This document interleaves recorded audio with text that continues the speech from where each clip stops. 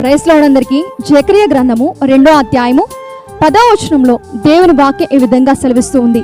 సియోను నివాసులారా, నేను వచ్చి మీ మధ్యను నివాసము చేతును అని దేవుని వాక్యం సెలవిస్తుంది.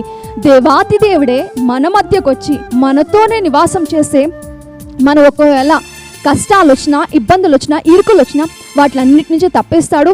మనకి ఆదరణ లేని సమయంలో ఆదరిస్తాడు, ధైర్యపరుస్తాడు, ఓదారుస్తాడు.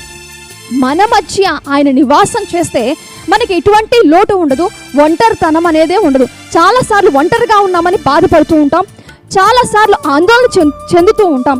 అయితే దేవాతి దేవుడే మన మధ్యన వచ్చి నివాసం చేస్తే, ఆయన మనతో ఎప్పటికీ ఉంటే మనకి ఒంటరితనం అనేది ఉండదు. ఎటువంటి కష్టాలు వచ్చినా ధైర్యంగా ఎదుర్కొనగలుగుతాం. కనుక దేవాతి దేవుడే మన మధ్యన నివాసము చేసి మనల్ని ఆదరించి కడవరకు నడిపించును గాక.